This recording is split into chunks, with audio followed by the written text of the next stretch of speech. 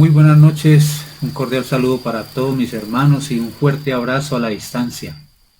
Quiero unirme a las palabras del hermano Javier el día domingo en la mañana, cuando decía que cómo extrañaba a los hermanos. Y la verdad que sí es cierto, cómo extrañamos poder estar nuevamente juntos, podernos abrazar, podernos reír, ¿cierto? Pero a pesar de que no podemos estar juntos, yo sé que estamos unidos y estamos unidos en un mismo espíritu, el espíritu que Dios nos ha dado cuando hemos creído en Él. Y espero que por estos días sean días de refrigerio, días de regocijo. Así como decía el apóstol Pablo, regocijaos en el Señor, regocijaos siempre. Y nosotros como creyentes debemos de fortalecernos en nuestro Dios, en la palabra de su poder, tener tiempo de intimidad con Él, tener tiempo de una relación continua con Él, ¿cierto? Y debemos estar orando por todas estas cosas que están pasando por estos días en el mundo, ¿cierto? Eh, Antes de empezar, quisiera que oráramos para que sea el Señor dirigiendo esta enseñanza de su palabra. Vamos a orar. Bendito Dios, Padre de los cielos, clamamos a ti en esta noche, Señor, para pedirte la dirección, Señor, que seas tú guiando este estudio, Señor, que sean palabras de lo alto, Señor, y no palabras de hombre. Por eso te pedimos que sea tu Santo Espíritu, Señor, hablando por medio de mí, Señor, que soy un instrumento tuyo, para que por medio de esta enseñanza, Señor, pueda ser edificación para todos los oyentes, Señor, para nuestra familia en Cristo, para aquellas personas también que tengan la oportunidad de escuchar este mensaje. Te alabamos, te glorificamos y te bendecimos y lo hacemos en el nombre de nuestro Señor Jesucristo. Amén. Bueno, el hermano Samuel nos hablaba en su última enseñanza, me parece que era el día viernes que él nos hablaba, acerca del cautiverio babilónico, de cómo el pueblo de Dios fue exiliado, fue llevado cautivo por el imperio babilónico, el reino de Judá, que ya el pueblo de Dios se había dividido, estaba Israel al norte y Judá al sur. Jerusalén fue destruido por este imperio babilónico.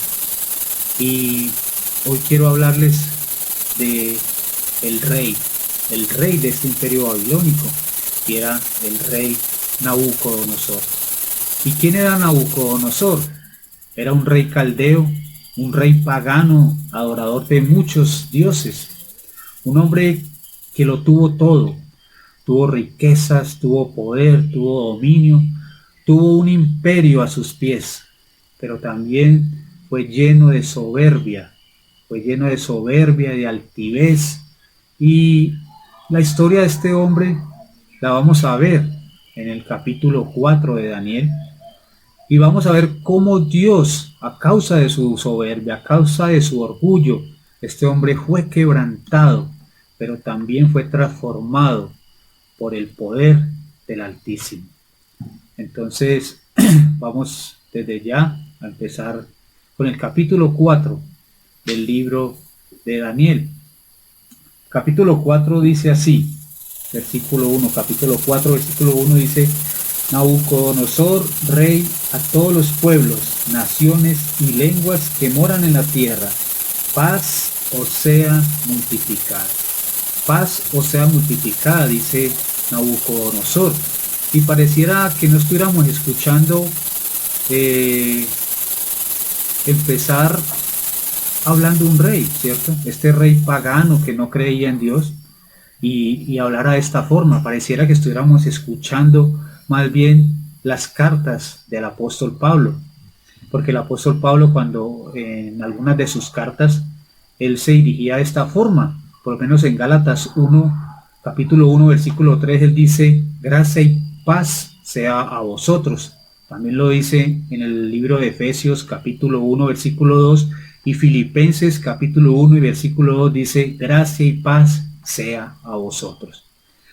Y lo que pasa es que cuando cuando esta paz de Dios ha llegado a nuestras vidas, nosotros queremos que esta paz también sea manifestada en las demás personas. Por eso queremos ofrecer esta paz y que esta paz que Dios nos ha dado llegue a otras personas. Entonces lo que estamos viendo aquí en Nabucodonosor es que ya había en él una conversión, porque a pesar de que en este capítulo 4 él nos va a hablar de cómo Dios trató con él, de cómo Dios transformó su vida, entonces él comienza diciendo que la paz os sea multiplicada. La paz sea multiplicada. En el versículo 2 dice: conviene que yo declare las señales y milagros que el Dios Altísimo ha hecho conmigo. Cuán grandes son sus señales y cuán potentes sus maravillas. Su reino sempiterno y su señorío de generación en generación. Entonces, ¿qué está haciendo aquí Nabucodonosor? Está declarando las señales y prodigios que Dios hizo en él. Dice: los milagros que el Dios Altísimo ha hecho conmigo. Entonces, cada creyente, cuando ha sido transformado, cuando ha tenido un nuevo nacimiento, él quiere manifestar esta obra que Dios ha hecho en su vida, manifestarla al mundo. Por eso él empieza hablando de esta forma y queriendo mostrar cómo Dios transformó su vida. En el versículo 4 dice: yo, Nabucodonosor, estaba tranquilo en mi casa y floreciente en mi palacio. Floreciente, otros versículos en otras traducciones dice: y estaba yo en mi casa próspero en mi palacio. Y estaba él próspero, ¿por qué? Porque a él no le faltaba nada.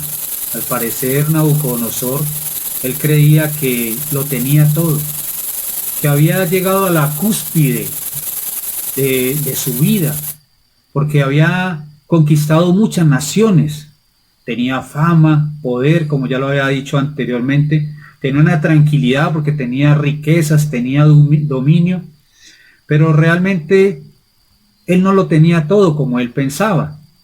El Señor Jesucristo en el libro de Lucas dice que la vida del hombre no consiste en la abundancia de los bienes que posee. Entonces, ¿por qué Jesús decía esto? Porque Jesús quería enseñarle a las personas que el verdadero valor de la vida no estaba en lo material, en lo terrenal, sino que él quería que la gente viera el valor de la vida a la luz de la eternidad, que era más importante hacer riquezas en los cielos que en la tierra, que la verdadera importancia estaba en lo eterno, en lo celestial, en los cielos, porque él también en una ocasión dijo: ¿qué aprovechará al hombre si ganara todo el mundo, pero su alma se perdiera? ¿Qué ganaría este hombre Nabucodonosor el tener todo, pero su salvación no la pudiera obtener? Entonces Dios trató con este rey.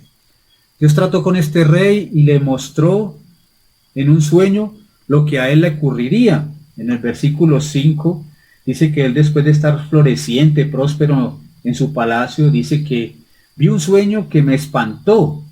Vi un sueño que me espantó. Pues en este sueño Dios le mostraba qué iba a hacer él con su reino y con la vida de Nabucodonosor. ¿Qué pasa aquí?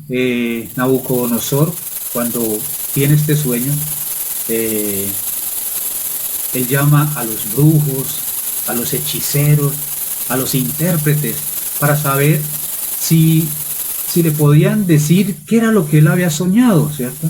Pero ninguno de ellos pudo descifrar lo que él había soñado. Entonces él se acordó que Daniel había interpretado un sueño anterior, porque en el capítulo 2 de este mismo libro, ya Daniel había interpretado un sueño que aún él ni siquiera había recordado lo que había soñado, pero Daniel, en el poder de Dios que le dio para la interpretación, le pudo descifrar este sueño. Entonces él se acordó de Daniel y lo trajo a Daniel a su presencia, y lógicamente Daniel interpreta el sueño de Nabucodonosor. Entonces vamos a ir más adelante en el capítulo capítulo 4, vamos a ir al versículo 25, donde vemos que después de que Nabucodonosor le da este sueño a Daniel, Daniel dice que estuvo atónito casi una hora atónito, y no porque no supiera cuál era el significado de esta revelación, sino por lo que sabía que a Nabucodonosor le sobrevendría. Entonces, en ese momento el rey lo vio atónito y le dijo, no se turbe vuestro corazón por la interpretación del sueño. Pero Daniel sabía que la sentencia había venido sobre este rey. En el versículo 25 vamos a leer más anteriormente, vamos a leer desde el versículo 22. Daniel le dice al rey Nabucodonosor: tú mismo eres, oh rey, que creciste y te hiciste fuerte.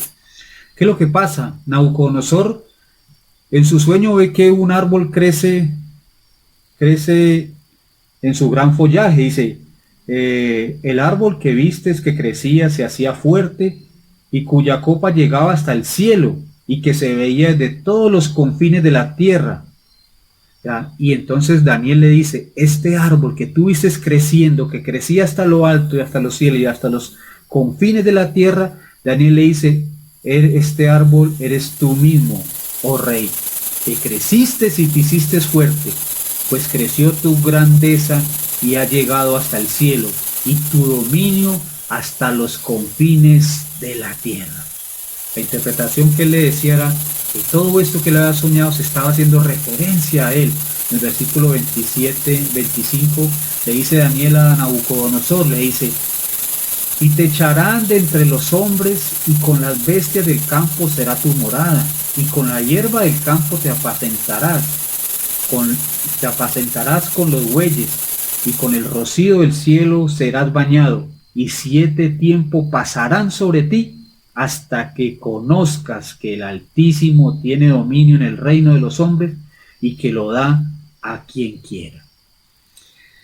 Daniel está mostrando a Nabucodonosor que Dios quiere que él doblegue su soberbia y su orgullo, su altivez de corazón. Él quiere que él reconozca que es Dios el que tiene el dominio y el poder, y no él, y no los hombres, porque dice que hasta que reconozcas que el Altísimo tiene el dominio en el reino de los hombres, y él lo da a quien él quiera. Pero entonces Daniel lo que hace es darle un consejo a Nabucodonosor. En el versículo 27, Daniel le dice, por tanto, rey, acepta mi consejo. Acepta mi consejo. Tus pecados redime con justicia y tus iniquidades haciendo misericordia para con los oprimidos, pues tal vez será eso una prolongación de tu tranquilidad. Entonces, Daniel está diciendo, rey, redime tus pecados, ten misericordia, haz misericordia de tus iniquidades que hayas hecho con las personas, porque él fue un rey malo, un rey que mató para obtener poder y dominio. Entonces, quizás tú haciendo misericordia, Dios también tenga misericordia de ti. Pero Nabucodonosor hizo caso omiso a este consejo de Daniel. No quiso escuchar este consejo. Entonces, vemos que en el versículo 28 dice, todo esto vino sobre el rey Nabucodonosor. Vino sobre él el juicio, y él tuvo tiempo para recapacitar su camino, para rectificar su camino, pero no lo hizo. Porque dice que al cabo de 12 meses, paseándose por el palacio real de Babilonia, habló el rey y dijo, ¿no es esta la gran Babilonia que yo edifiqué para casa real con la fuerza de mi poder, dice, y para gloria de mi majestad? O sea, él está hablando que todo esto lo hizo con la fuerza de su poder. En ningún momento le está dando honra y gloria a Dios, y sabiendo que él ya anteriormente había tenido manifestaciones de Dios. Dios le había manifestado en sueños anteriores su poder. También en el capítulo anterior, capítulo 3, vemos cómo Nabucodonosor lanza a los tres amigos de Daniel al horno de fuego. Y dice que Nabucodonosor mismo vio a otra persona con estos tres dice, estoy viendo una cuarta persona con la semejanza de los dioses. Y esta otra persona era Jesús mismo, el Dios mismo. Pero aún así, Nabucodonosor no le dio la honra y la gloria a Dios, sino que él mismo se glorió. La palabra de Dios nos dice en Deuteronomio capítulo 8, versículo 11, dice, cuídate de olvidarte de Jehová tu Dios. No suceda que comas y te sacies y edifiques buenas casas en las que habites, y tus vacas y tus ovejas se aumenten, y la plata del oro se multiplique, y se enorgullezca tu corazón y te olvides del Señor tu Dios. Y digas en tu corazón, mi poder y las fuerzas de mi mano me han traído estas riquezas, sino que acuérdate que es el Señor tu Dios, que Él es el que te da el poder para hacerlas. Entonces Nabucodonosor no le dio honra y gloria al Señor. Y dice que él aún no estaba aún estaba la palabra en la boca del rey, cuando vino una voz del cielo y le dijo, a ti te dice, rey Nabucodonosor, el reino ha sido quitado de ti, y de entre los hombres te arrojarán, y con las bestias del campo será tu habitación, y con los bueyes te apacentarán, y 7 tiempos pasarán sobre ti hasta que reconozcas que el Altísimo tiene el dominio en el reino de los hombres, y Él lo da a quien Él quiera. En la misma hora se cumplió la palabra sobre Nabucodonosor, y fue echado entre los hombres, y comía hierba con los bueyes, y su cuerpo se mojaba con el rocío del cielo, hasta que su pelo creció como las plumas del águila, y sus uñas como la de las aves. Mas al fin del tiempo, yo, Nabucodonosor, alcé mis ojos al cielo, y mi razón me fue devuelta, y bendije al Altísimo, y alabé y glorifiqué al que vive para siempre, cuyo dominio es sempiterno, y su reino por todas las edades. Él reconoció que el reino era de Dios, y que era un reino sempiterno, que no tiene fin, pero tuvo que tocar fondo, tuvo que llegar a ser apacentado con las bestias, comer pasto con ellos. Y esto me hace recordar la historia del hijo pródigo, la que se encuentra en el libro de Lucas, porque realmente el hijo pródigo significa el desperdiciador, el que desperdicia. Y él no solamente desperdició las riquezas que su padre le dio en herencia, sino que desperdició su vida. ¿Y cuántos de nosotros hemos desperdiciado la abundancia, las bendiciones de Dios? ¿Cuántos de nosotros hemos desperdiciado nuestra vida viviendo en este mundo sin Dios y sin ley, antes de haber tocado fondo? Porque muchas veces Dios utiliza la adversidad para poder quebrantarnos. Entonces en el libro de Lucas capítulo 15 habla del hijo pródigo y dice que él apacentaba los cerdos. Él estaba apacentando los cerdos, dice, y que deseaba llenar su vientre de las algarrobas que comían los cerdos, pero nadie le daba. Dice, y volviendo en sí, o sea, en otra versión dice, haciéndose consciente, así como el rey Nabucodonosor, que alzó los ojos al cielo, dice, y mi razón me fue de vuelta. Pues este hijo pródigo dice que volviendo en sí, dijo, me levantaré, iré a mi padre y le diré, Padre, he pecado contra el cielo y contra ti. Y eso es lo que debemos hacer muchos de nosotros. O muchas de las personas que deben de reconocer que han pecado contra el cielo y contra Dios mismo. Reconocer su altivez, su orgullo, su soberbia, y que Dios no tenga que tratar con ellos como tuvo que tratar con el hijo pródigo, que tocó fondo al desear comer los desperdicios de los cerdos, o como el rey Nabucodonosor, que fue tirado al piso prácticamente y tuvo que estar apacentando con las bestias para poder reconocer que Dios tiene el poder, que Él es del reino, que toda la honra y la gloria es para Él y que Él no la compartirá con ninguno, como dice su palabra. Entonces, quiero decirte, amigo, en esta noche, que si muchos de ustedes tienen fama, si han tenido riquezas, éxito en su vida, si han acumulado posesiones, si eres consagrado a Dios o tienes dones y talento, déjame decirte que todo esto es gracias a Dios y que todo lo que logres en este mundo debes dar honra y gloria a Él, y la gloria no es para ti, para que no te gloríes. Entonces sigue diciendo la palabra de Dios que en versículo 35 dice: y todos los habitantes de la tierra son considerados como nada. Todos los habitantes de la tierra son considerados como nada, porque el único que debe recibir honra y gloria, alabanza, es el Dios de los cielos. El apóstol Pablo decía en Gálatas que si todavía trato de agradar a los hombres, pues si trato de agradar a los hombres, no sería siervo de Cristo, porque nosotros debemos de querer agradar a Dios y no querer recibir aplausos de los hombres. Y muchas veces nos olvidamos de que somos lo que somos gracias a nuestro Señor. Pero cuando pensamos diferente, cuando pensamos que todo lo podemos conseguir en nuestras fuerzas, es cuando le abrimos la puerta para que en nuestras vidas entre ese orgullo, entre la soberbia, entre la obstinación, la altivez de corazón. Un teólogo norteamericano, Jonathan Edwards, él dijo que el orgullo es el primer pecado que entró al universo y es el último en ser arrancado. Es el enemigo más obstinado que tiene Dios.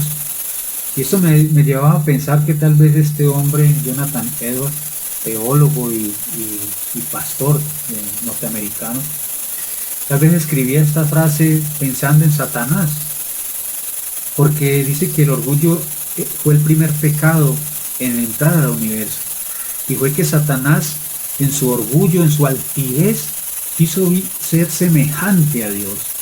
Dice que él subiría a los cielos y se sentaría en el trono de Dios, y sabiendo que fue un querubín, fue un ángel que lo tenía todo también, pero debido a su orgullo, a su altivez, fue arrojado de los cielos. Dice: oh querubín, ¿cómo caíste desde los cielos? Y tú también puedes caer a tierra, caer bajo, a causa de tu altivez, a causa de tu orgullo. Sigue diciendo ahí: todos los habitantes de la tierra son considerados como nada, y Él hace según su voluntad en el ejército de los cielos y los habitantes de la tierra. Y no hay quien detenga su mano y le diga: ¿qué haces? Dice Nabucodonosor, sigue diciendo: y en el mismo tiempo mi razón me fue devuelta y la majestad de mi reino, mi dignidad y mi grandeza volvieron a mí, y mis gobernadores y mis consejeros me buscaron, y fui restablecido en mi reino, y mayor grandeza me fue añadida. Dice: ahora yo, Nabucodonosor, alabo y engrandezco y glorifico al Rey de los cielos, porque todas sus obras son verdaderas y sus caminos son justos, y Él puede humillar a los que andan en soberbia. Qué increíble, hermano. Él puede humillar a los que andan con soberbia. Los que andan con soberbia. Y la soberbia, el sinónimo de soberbia es orgullo, arrogancia, altivez, vanagloria. Y todo esto es considerado como pecado. Y no lo digo yo, lo dice la palabra de Dios.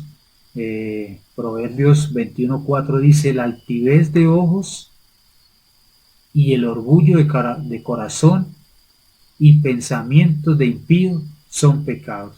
La altivez de ojos, hablando de los arrogantes, la altivez de ojos y orgullo de corazón y pensamientos de impíos son pecados. Y la Biblia está llena de versículos, cantidad de versículos donde nos habla de la arrogancia, de la soberbia, del orgullo, de cómo Dios condena este pecado. Dice Proverbios 16:18, dice, antes del quebrantamiento es la soberbia, y antes de la caída la altivez de espíritu. Proverbios 15:25 nos dice, en la Biblia de las Américas, dice, el Señor derribará la casa de los soberbios. Proverbios 29:23 en la Nueva Traducción Viviente dice, el orgullo termina en humillación, mientras que la humildad traerá honra. El Señor derribará a los soberbios y el orgullo terminará en humillación. Dice Proverbios 16:5 en la traducción del lenguaje actual, dice, Dios no soporta a los orgullosos. Y una cosa es segura, no los dejará sin castigo. Y tenemos que poner mucho cuidado, porque podemos tener una humildad falsa. Muchos de nosotros podemos mostrar una humildad en la cual verdaderamente dentro de nosotros no la hay. Puede haber un corazón orgulloso, una altivez. Queremos buscar la gloria de los hombres, los aplausos de las personas. Y en eso podemos estar pecando, porque el orgullo, la soberbia, es abominable ante Dios. Porque Dios dice cuando dice en los Salmos, dice que 6 cosas aborrece Jehová y aún 7 abomina. La primera que dice es los ojos altivos, los ojos altivos. Esos son los que aborrece, aún abomina el Señor. Primera de Pedro 5:5 dice, revestidos pues de humildad, porque Dios resiste a los soberbios y da gracia a los humildes. Dice la palabra de Dios en Jeremías 50:31 y 32, dice, he aquí que yo estoy contra ti, oh soberbio, dice el Señor Jehová de los ejércitos, porque tu día ha venido y el tiempo en que te castigaré. Dice, el soberbio tropezará y caerá y no tendrá quien lo levante. La única forma de ser levantado es que sea quebrantado, es que tenga arrepentimiento en su corazón, que reconozca que Dios es el Altísimo, es el Santo y que tú eres una abominación delante de Él. Segunda de Samuel 22:28 dice en la Biblia de las Américas, dice que el Señor, tú salvas al pueblo afligido, pero tus ojos están sobre los altivos a quien tú humillas, a quien tú humillas. El Salmo 138:6 dice en la Nueva Traducción Viviente, aunque el Señor es grande, Él se ocupa de los humildes, pero se mantiene distante de los orgullosos. Déjame decirte que no permitas que debido a tu orgullo, a tu altivez, a tu soberbia, Dios te aleje de ti. Dios se aleje de ti, porque viene a mi pensamiento las palabras cuando Sansón pecó y su fuerza le fue quitada, dice que Dios ya no estaba con él. Dios ya no estaba con él. Y aquí dice que Dios mantiene distante de los orgullosos. Isaías 57:15 dice, yo habito en la altura y en la santidad. Yo habito con el quebrantado y humilde de espíritu, para hacer vivir el espíritu de los humildes y para vivificar el corazón de los quebrantados.